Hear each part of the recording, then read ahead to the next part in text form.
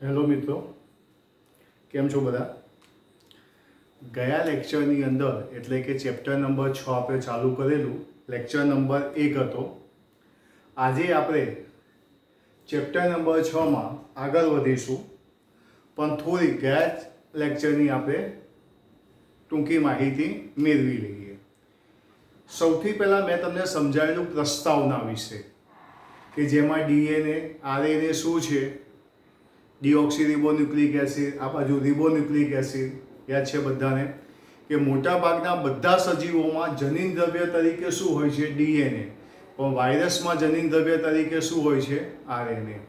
એ બધી માહિતી આપણે પ્રસ્તાવનામાં થોડી ઘણી ચર્ચા કરી હતી. પછી આપણે ચાલુ કર્યું હતું 6.1. 6.1 કે જેની અંદર માહિતી હતી ડીએનએ વિશેની. અહીં જોઈશું આપણે કે આજે આપણે 6.1 કે જેમાં સૌથી પહેલા માહિતી, ઇન્ફોર્મેશન અબાઉટ ડીએનએ આપણે ભણ્યા હતા. આજે આપણે ન્યુક્લિયોટાઇડ, પોલીન્યુક્લિયોટાઇડ એ બધી માહિતી મેળવવાની છે. એટલે કે વિભાગ બી બાજુ એમાં પોલીન્યુક્લિયોટાઇડ શૃંખલાની સંરચના, પોલીન્યુક્લિયોટાઇડ શૃંખલાની સંરચના કે જેનો આજે આપણે અભ્યાસ કરવાનો છે. એટલે હું અહીં લખીશ પોલીન્યુક્લિયોટાઇડ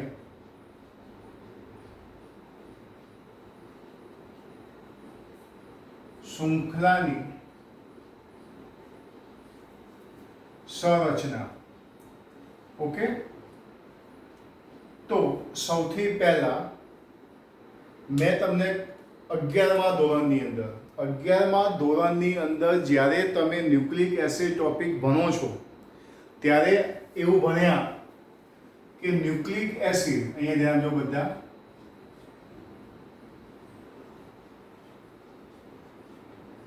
કે ન્યુક્લિક એસિડ 3 ઘટકોનો બનેલો છે. ન્યુક્લિક એસિડ 3 ઘટકોનો બનેલો છે. કયા કયા 3 ઘટકો? તો 3 ઘટકોની અંદર સૌથી પહેલું લખીશું પેન્ટોઝ શર્કરા.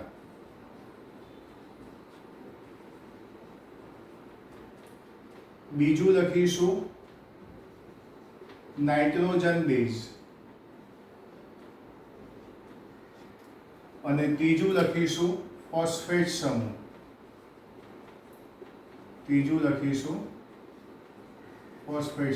ધ્યાન રાખજો બધા, આજે જે ભણવાનું છે બધું આને આધીન જ છે કે નાઇટ્રોજન બેઝ, પેન્ટોઝ શર્કરા અને ફોસ્ફેટ સમૂહ, આ 3 જે છે એને ન્યુક્લિક એસિડની અંદર સમાવેશ થાય છે.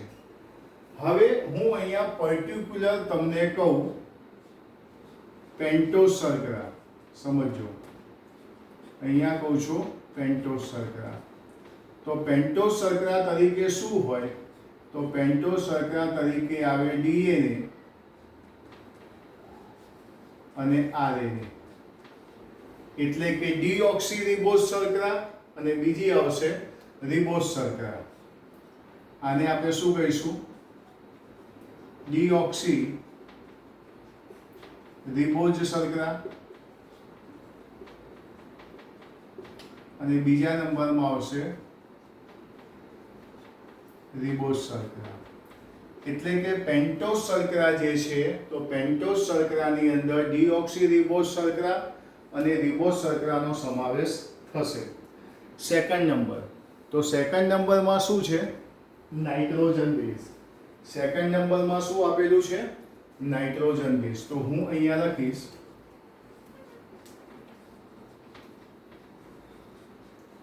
Nitrogen base.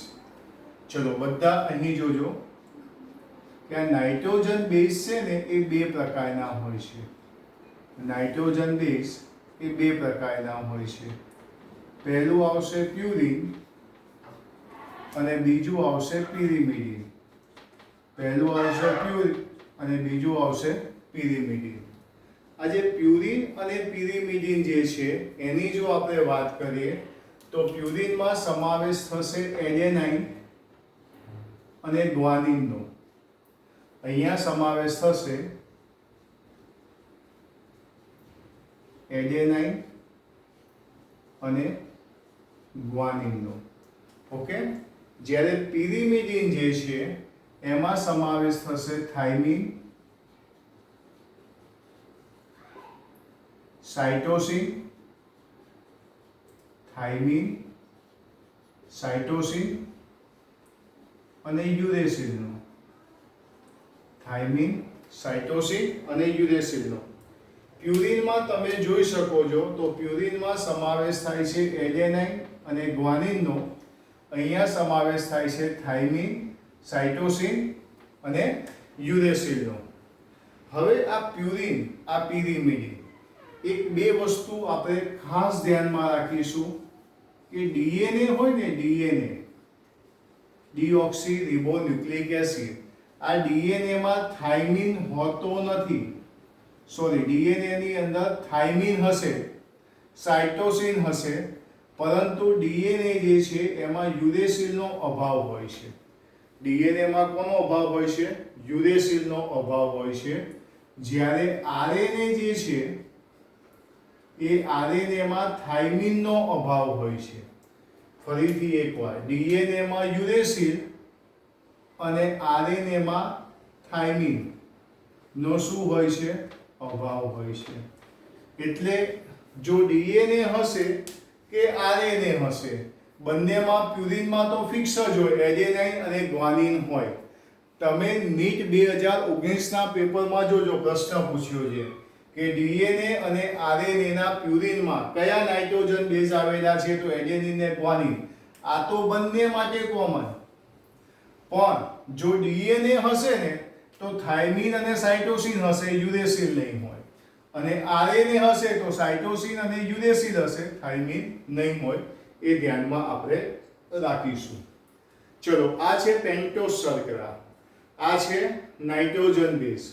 હવે હું તમને લઈ જાઉં છું ફોસ્ફેટ સમૂહ તરફ, એટલે બધાનું બાયફર્ગેશન થઈ જાય.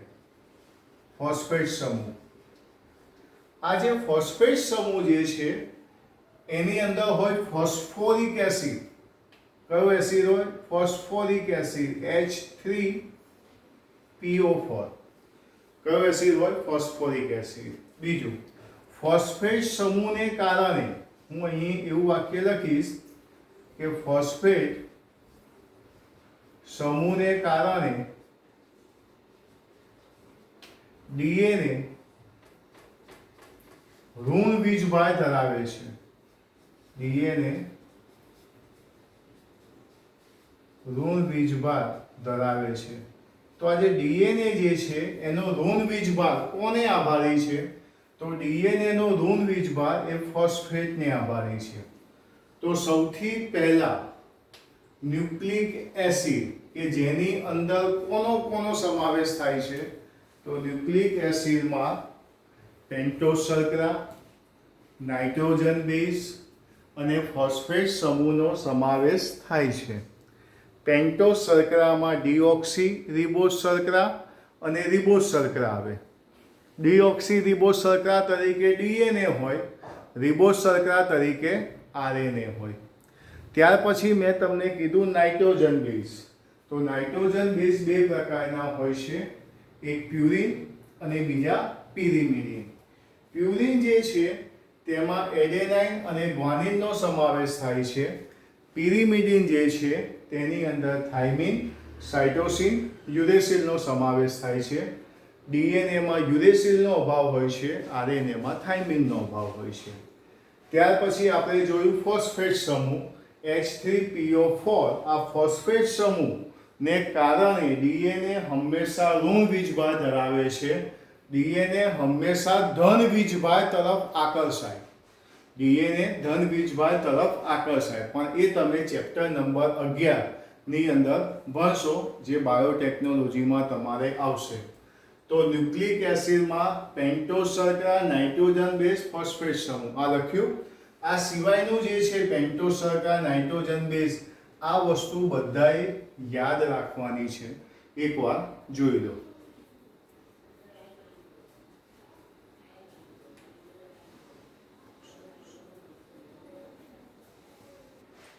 ચલો, આપણે ન્યુક્લિક એસિડના પેન્ટોસ શર્કરા, નાઇટ્રોજન બેઝ ને ફોસ્ફેટ સમૂહ જોયું, બરોબર. હવે એને આપણે બધું પૂછી નાખ્યું. તમને થશે ગયું ક્યાં, એ બધું પૂછાઈ ગયું, ચિંતા નહીં તમે ના કરો. હવે ન્યુક્લિક એસિડ પછી હું અહીં લખું છું ન્યુક્લિયોસાઇડ. સમજો બધા, ન્યુક્લિયોસાઇડ. સાઇડ એટલે શું? તો પેન્ટોસ શર્કરા અને નાઇટ્રોજન બેઝ જ બે જણ જ જોડાય તો એને શું કહેવાય? ન્યુક્લિયોસાઇડ. હું તમને અહીં એવું કહું કે નાઇટ્રોજન બેઝ, પહેલા આપણે નાઇટ્રોજન બેઝ લખીએ. Nitrogen base, okay. પેન્ટોસ શર્કરાના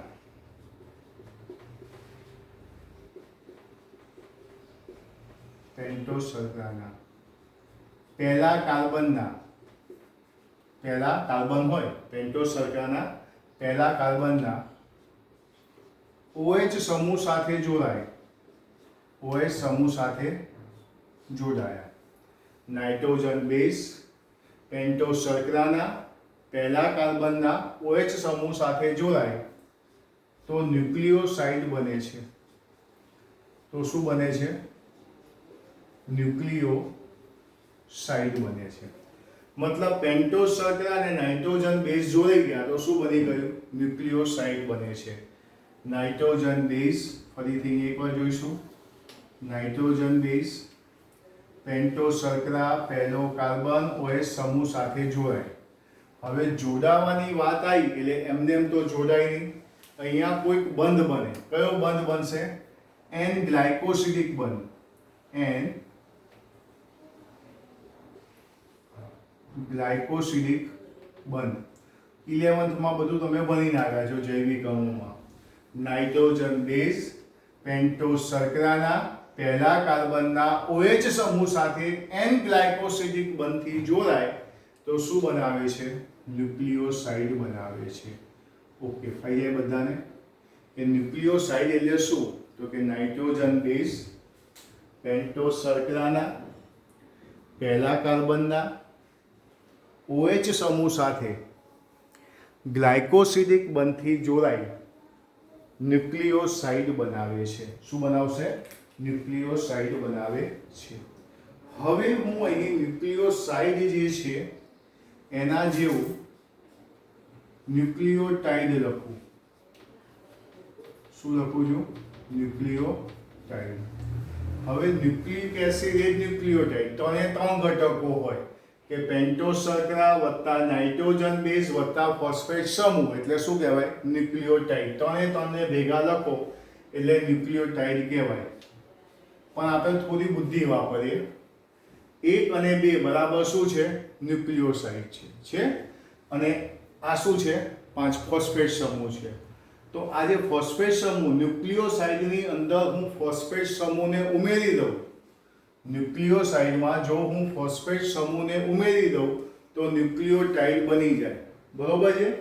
ફરીથી એકવાર જો, પેન્ટોસ શર્કરા, નાઇટ્રોજન બેઝ અને ફોસ્ફેટ સમૂહ આ ત્રણે ત્રણ જોડાઈ જાય ને, આ ત્રણે ત્રણ જોડાઈ જાય તો ન્યુક્લિયોટાઇડ બને. પણ આ બે જોડાયા તો શું બન્યું? ન્યુક્લિયોસાઇડ. તો હું હવે એવું લખું છે એમાં ફોસ્ફેટ સમૂહને મારે શું કરવો છે? ઉમેરવો છે. તો હું અહીંયા એવું લખું ફોસ્ફેટ સમૂહ. કયો સમૂહ? ફોસ્ફેટ સમૂહ. ન્યુક્લિયોસાઇડના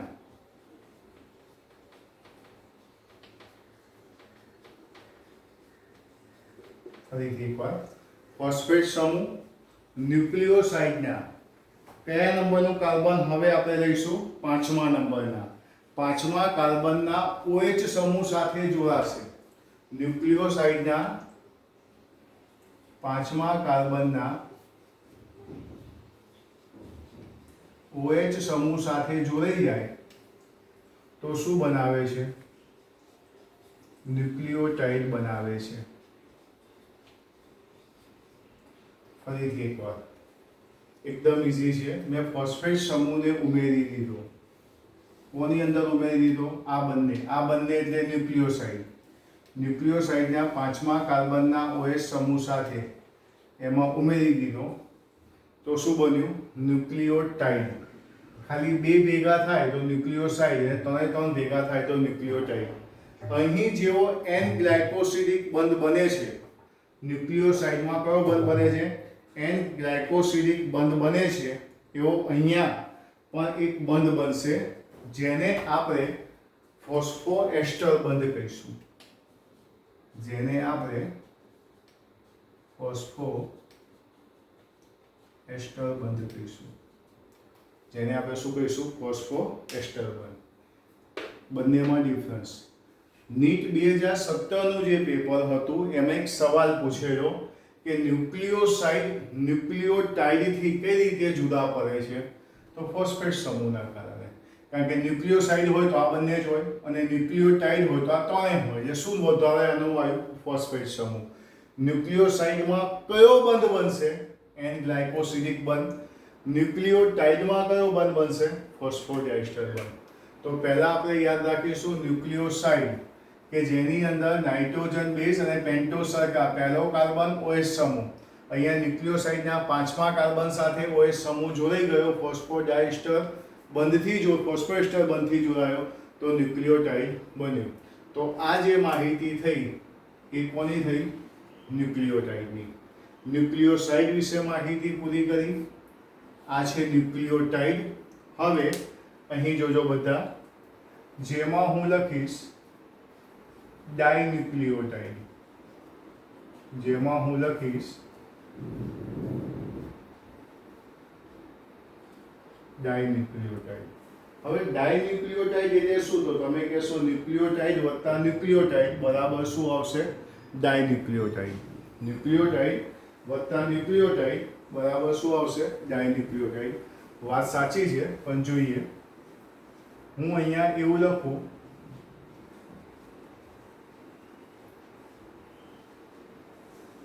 ન્યુક્લિયોટાઇડ વત્તા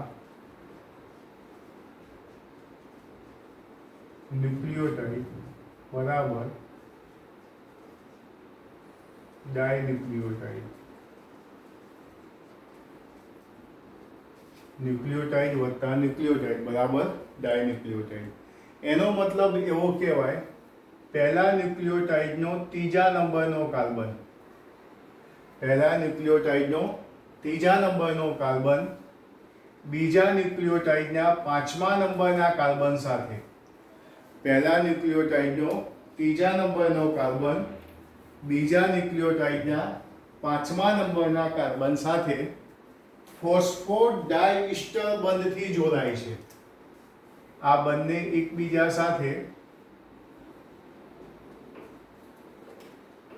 ફોસ્ફોડાયસ્ટર બંધથી જોડાય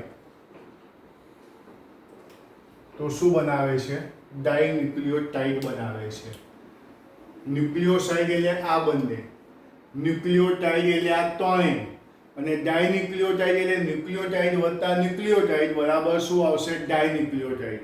જેમાં પહેલા ન્યુક્લિયોટાઇડનો ત્રીજા નંબરનો કાર્બન બીજા ન્યુક્લિયોટાઇડના 5મા નંબરના કાર્બન સાથે, પહેલા ન્યુક્લિયોટાઇડનો ત્રીજા નંબરનો કાર્બન બીજા ન્યુક્લિયોટાઇડના 5મા નંબરના કાર્બન સાથે ફોસ્ફોડાયસ્ટર બંધથી જોડાઈને ડાઇન્યુક્લિયોટાઇડ બનાવે છે.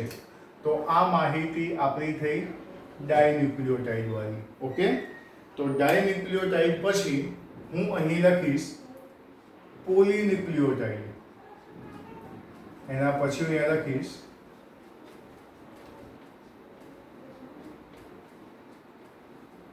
પોલીન્યુક્લિયોટાઇડની શૃંખલા. તો પોલીન્યુક્લિયોટાઇડ હવે આપણી પાસે આવ્યું. પોલીન્યુક્લિયોટાઇડ એટલે શું? તો ન્યુક્લિયોટાઇડના અનેક એકમો ભેગા મળી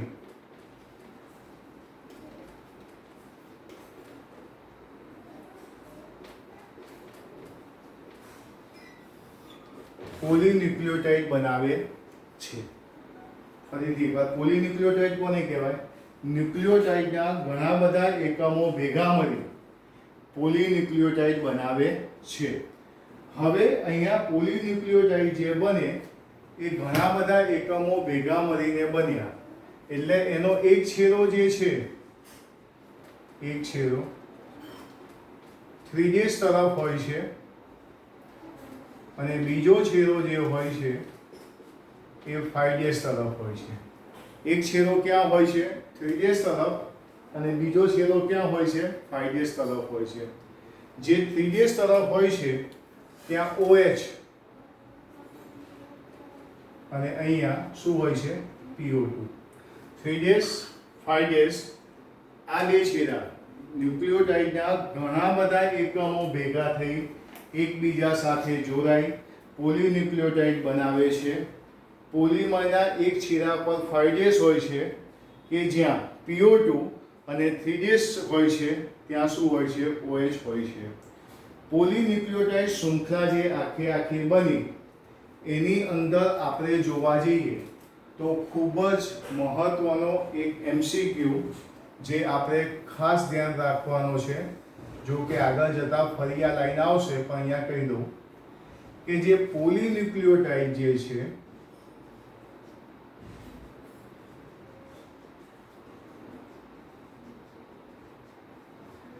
પોલીન્યુક્લિયોટાઇડ એની અંદર એક આધાર તરીકે કોણ કામ કરે છે? અને પોલીન્યુક્લિયોટાઇડ જે છે એની બહારની તરફ ઉપસેલો ભાગ કયો છે? આ એક IMP MCQ છે. આ એક IMP MCQ છે કે જે પોલીન્યુક્લિયોટાઇડ છે એ પોલીન્યુક્લિયોટાઇડ જે છે તેનો આધાર કોણ હોય છે? તો તેનો આધાર જોવા જઈએ તો શર્કરા અને ફોસ્ફેટ હોય છે. તેનો આધાર કોણ હોય છે? શર્કરા અને ફોસ્ફેટ હોય છે. જ્યારે ઉપસેલો ભાગ શું હોય છે? નાઇટ્રોજન બેઝ હોય છે. તો આધાર તરીકે શું હોય છે? શર્કરા અને ફોસ્ફેટ હોય છે. જ્યારે ઉપસેલો ભાગ જોવા જઈએ તો એ નાઇટ્રોજન બેઝ હોય છે. ઉપસેલો ભાગ જે હોય છે એ કયો હોય છે? Nitrogen base. તો અહીં આપણે જોયું ન્યુક્લિયોસાઇડ, ત્યાર પછી જોયું ન્યુક્લિયોટાઇડ, પછી આપણે જોયું ડાયન્યુક્લિયોટાઇડ અને પછી આપણે જોયું પોલીન્યુક્લિયોટાઇડ. તો ન્યુક્લિયોસાઇડ કોને કહેવાય? ન્યુક્લિયોટાઇડ કોને કહેવાય? ડાયન્યુક્લિયોટાઇડ કોને કહેવાય? પોલીન્યુક્લિયોટાઇડ કોને કહેવાય? એકવાર જોઈ લો.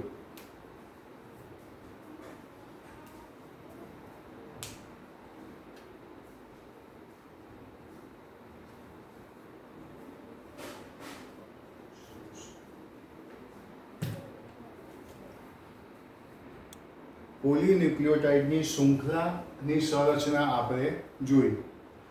હવે આપણે C વિભાગ તરફ જઈશું કે કેટલાક વૈજ્ઞાનિકો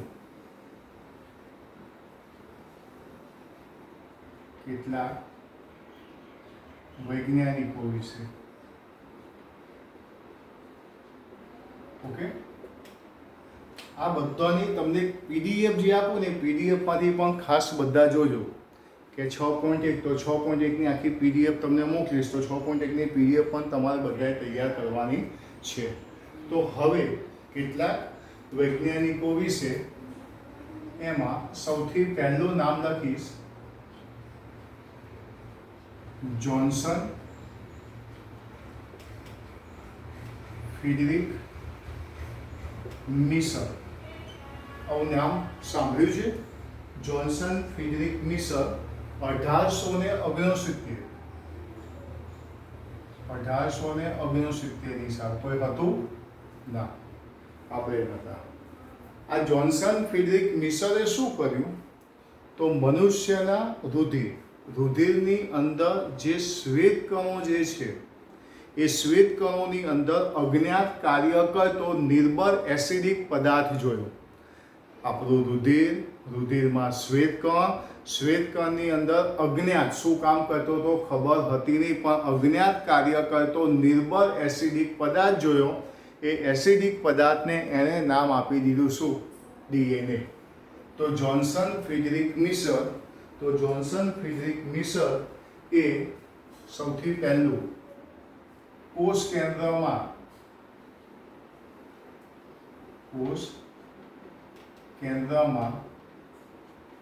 નિર્બળ એસિડિક પદાર્થ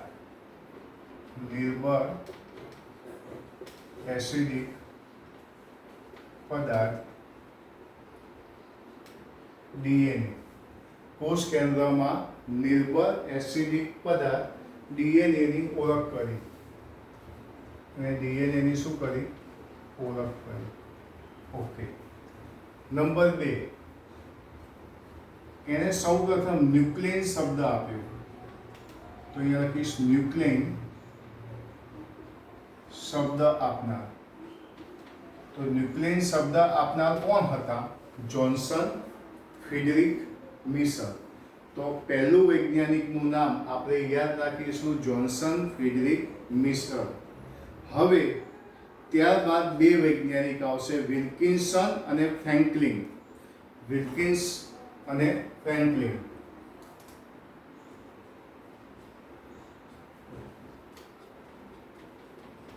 વિલ્કિન્સ અને ફ્રેન્કલિન. નામો બધા મસ્ત છે, નામ યાદ રાખજો. અહીંયા લખેલું છે વિલ્કિન્સ અને ફ્રેન્કલિન. આ બંને વૈજ્ઞાનિકોએ એક્સરે વિવર્તનની માહિતી આપી હતી. આ બંને વૈજ્ઞાનિકોએ એક્સરે વિવર્તનની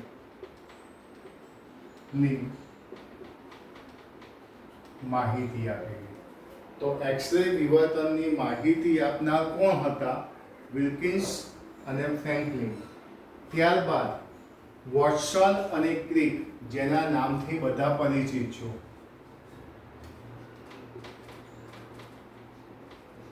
વોટસન અને ક્રિક ઓલમોસ્ટ લગભગ 1953ની સાલ કે જેમાં એ લોકોએ શું કર્યું?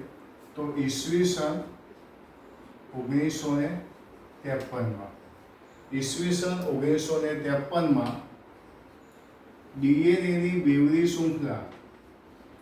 DNAની બેવડી શૃંખલાનું કુંતલાકાર મોડેલ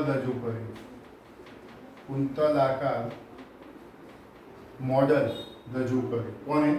વોટસન અને ક્રિક નામના વૈજ્ઞાનિકોએ. ત્યાર પછી એક ચોથો વૈજ્ઞાનિક જેનું નામ છે ઇરવિન ચારગ્રાફ.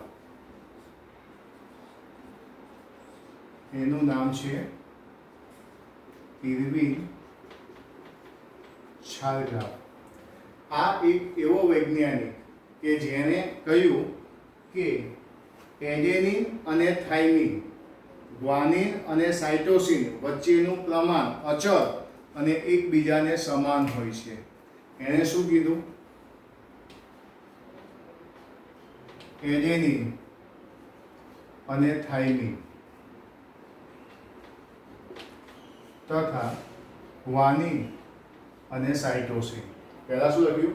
એડેનિન અને થાઇમિન, ગ્વાનિન અને સાઇટોસિન વચ્ચેનું પ્રમાણ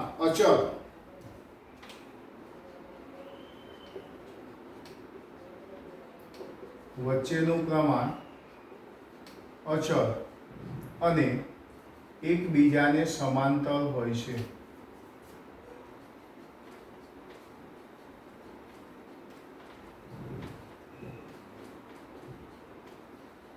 તો અહીં આપણે માહિતી ભણ્યા કેટલાક વૈજ્ઞાનિકો વિશેની કે જેની અંદર તમે 4 વૈજ્ઞાનિકો વિશે જોયું. એક જોન્સન ફ્રીડરિક મિશર, બીજો છે વિલ્કિન્સન અને ફ્રેન્કલિન, ત્રીજા નંબરની અંદર છે વોટસન અને ક્રિક, ચોથા નંબરમાં છે ઇરવિન ચારગ્રાફ.